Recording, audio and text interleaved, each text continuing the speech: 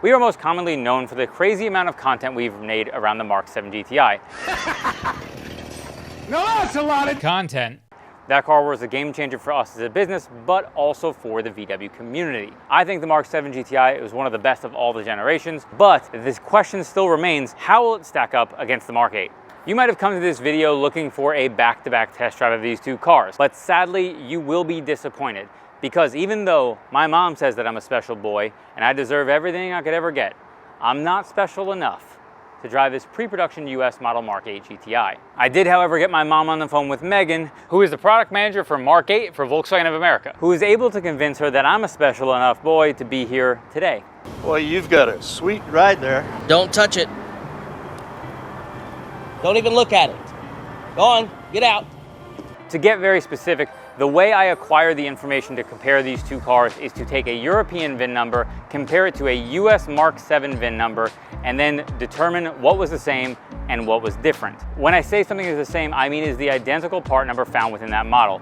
If it is different part number, I will not have any details as to the specifics of that. Also, the reason I specifically used a MK8 GTI with a European VIN is because this car doesn't exist in the US. This is a figment of your imagination. Because the MK8 is based on the MQB chassis, I went into this assuming that there was going to be a lot of similarities or even the exact same parts on the MK8 compared to the MK7. But what I found, I think you'll be pretty excited about. If you're watching this video in the future and the MK8's already out, we should have an extremely robust catalog at the launch of the MK8 in the US, and we will have anything you need for your MK8 GTI on shopdap.com. Let's start with the front suspension. The front shocks on this GTI are the same found in the MK7 cars. The front springs, however, are different. They come from a European Club Sport GTI, which is a more aggressive and lower car. The MK8 GTI also uses the same strut tops and bearings as MK7 models, which means the coilovers from these cars should transfer over without any problems, or at least on the fronts. The MK8 sway bar is also the same one found in the MK7 Club Sport GTI, which is more aggressive, and sway bar links are identical to the MK7 ones.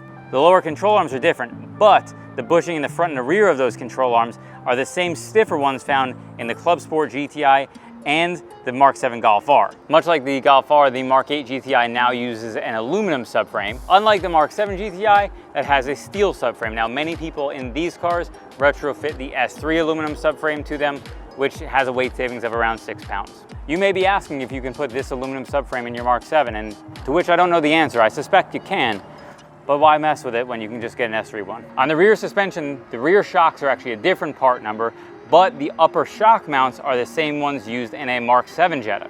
The rear springs of this car are the same found in the MK7 Club Sport model, which again, as mentioned, are lower and tend to be more aggressive. The upper and lower spring perches for those springs are the same ones used in the MK7 cars. Fun fact, this means that the springs from a MK7 would work in a MK8 GTI, but the spring rates might have variation. The rear sway bar in this car also comes from the Club Sport car, which again is more aggressive. The rear upper control arm and the rear trailing arm on this car is different than the MK7 cars. It actually is the same as the MK7 Golf R, which use stiffer bushings in that part. The rear lower control arm, rear tie rod, and rear sway bar links are actually all different from this car. Lastly, the rear subframe that comes out of this car that attaches all the suspension to the car is different. It actually uses the same one as the Club Sport GTI, which I frankly have no idea how is different. I didn't even know that was a thing. On the front brakes of the MK8 GTI, you're going to have the 340mm diameter rotors. These are going to be the same found on MK7 GTIs that either have Performance or Sport Pack, or the later GTIs that all have these 340s. The MK8 GTI showed a couple different brake pad options, which means they could have different compounds for the brake pads. In the front, the brake lines are the same as the MK7 cars, which means we will have stainless steel lines available at shopdap.com. We actually have our own new brake lines coming soon that you can purchase from us right at launch, right away. Can you believe it? Unrelated, this badge behind me, as you can see, is black instead of chrome as the previous cars, so you can probably retrofit this onto your car if you like. The rear brakes on this MK7 GTI have 310mm diameter brake rotors, which are the same rotor size as the MK7s that have the larger rear rotors. Fun fact, the MK8 GTIs use different calipers and carriers because the MK8 GTI now has electronic rear parking brake only. Now, I know I just crushed the soul of everybody who lives in a snowy area, because gone are the days of yanking sweetie brakes in the parking lot of a Walmart at 10 p.m. But I'll tell you what you're not going to do anymore. You're not going to smash your car into a light pole in a parking lot yanking e-brakes watching Gymkhana 7. The 7-speed DSG transmission found in the Mark 8 GTI is a different part number than the one found in the Mark 7, but they use 100% of the same service parts, and they use a different clutch, which is the same one shared with the Mark 8 Golf R, which means this bad boy probably should be able to hold up to some good power in the DSG cars. As for the manual transmission, this car does appear to use the O2Q transmission, which is the same thing found in the Mark 7 cars. But the part number is different, which makes it possible that they've changed gearing in some way. This aesthetically I didn't love originally when I had seen it in pictures, and I don't love it as much in person, but it does feel really great in your hand. So just know that even though it's not the prettiest girl around, it does feel real good.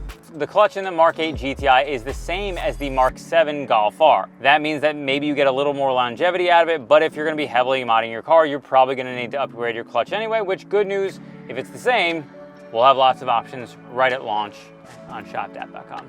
The Mark 8 GTI does have a VAQ differential just like the previous generations, but it's a different part number, and I don't know anything about it.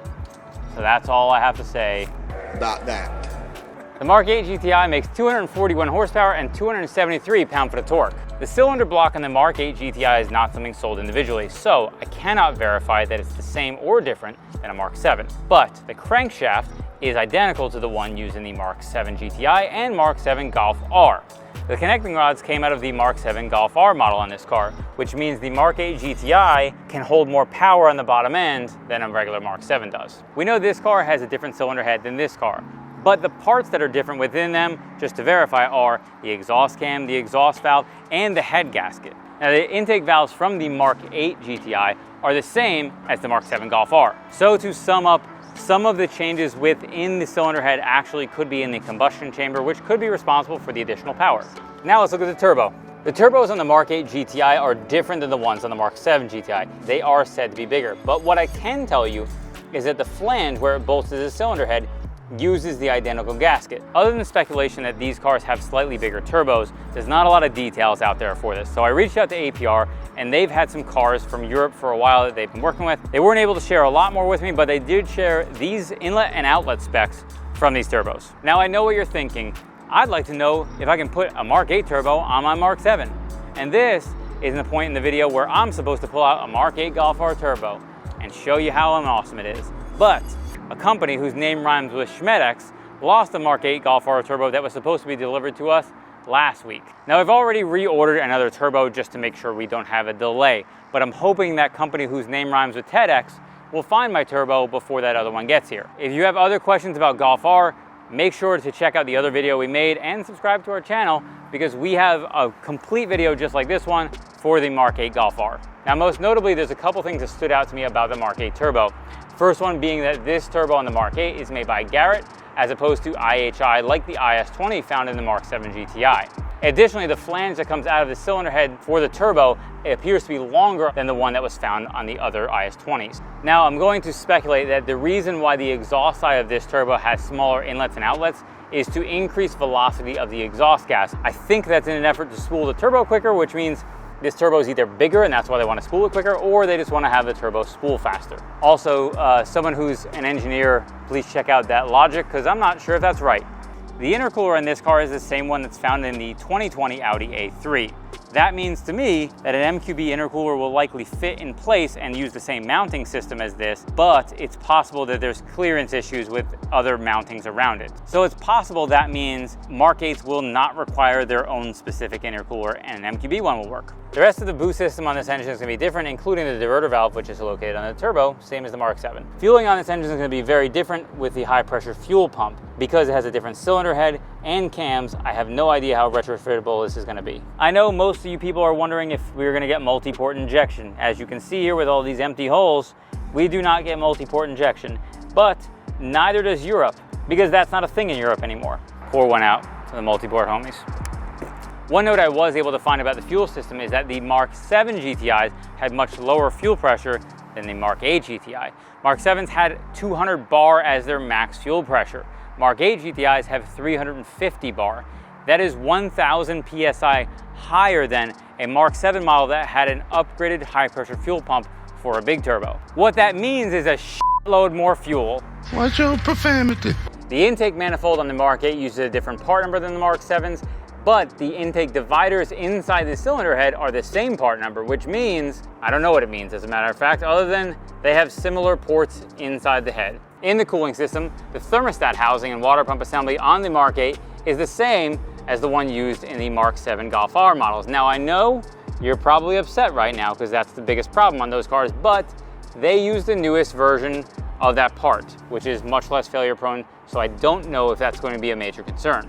The oil cooler on the Mark 8 is different than the Mark 7, and we've heard it's upgraded, which makes sense because on our all-track we had a severe oil issue when we ran our car at the track, and it got a little spicy.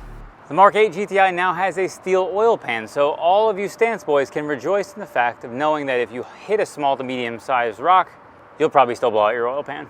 The oil filter and oil filter housing on this car are going to be the same. The PCV valve is different and it has a sensor right there. The timing chain has some parts the same, some parts different. Now I think you're wondering if a Mark 7 catch can will work on your Mark 8. Because the PCV valve gaskets are the same, they probably should. But remember, there's a sensor in your PCV valve, which means something's gonna freak out if you omit that sensor. So you probably need to get a new plate on top of there that's gonna have to be redesigned to accept that sensor. The Mark 8 downpipe is almost certainly different because of the turbo placement. This is also a different clamp part number as well. The transmission mounts on this car are going to be the same on the 7-speed DSG, as well as the cars that use manuals are gonna have manual mounts on them. The engine mount you can see right here is a different part number as the Mark 7s, and the pendulum mount and pendulum mount bushing are the same from the Mark 7.5 GTI in the Mark 8. And everyone can rejoice in knowing that their Mark 7 inserts, pendulum mounts are completely swappable, so you got upgrades right away. Get that vibration right into your dash of your new car. So now that we've taken that journey, what do I have to say about the Mark 8 GTI? Well,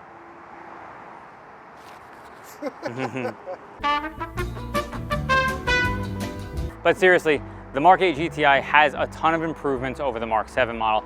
A lot of the parts that were pulled from Mark 7 were the top tier models and are better than what you would find in a normal Mark 7 GTI. That makes the Mark 8 GTI the Super Saiyan of GTIs, the Captain Planet of GTIs, the Voltron of GTIs. What I'm saying is, it's got a lot of cool Profanity. Since the Mark 7 was a remarkably reliable car, this car takes a lot of the key components from that car, upgraded them, tweaked them. So I think this car is going to be a very solid, reliable car now and going forward. And I know I'm excited to get one. We will have a lot more content coming, especially as the Mark 8 GTI gets closer to launch. In addition, Charles and I will be doing some Mark 8 stuff together, and we have a Facebook group that we made that we will link to in the description where you can check that out if you want to stay up on Mark 8 GTI stuff. Also remember, all the data I'm talking about was based on European VINs and US model VINs being compared, Mark 8, Mark 7, to see what's different. If they make changes before they launch the US cars, it's possible some of this information might not be exactly the same that happens at launch of US cars. Big shout out to Megan, who was nice enough to believe my mom that I'm a special boy and letting me see this car. You told me Paul was just like that in high school, but I didn't believe it was that bad. Are you serious? Thanks so much for watching. If you like this video, be sure to give it a thumbs up and subscribe for more like it.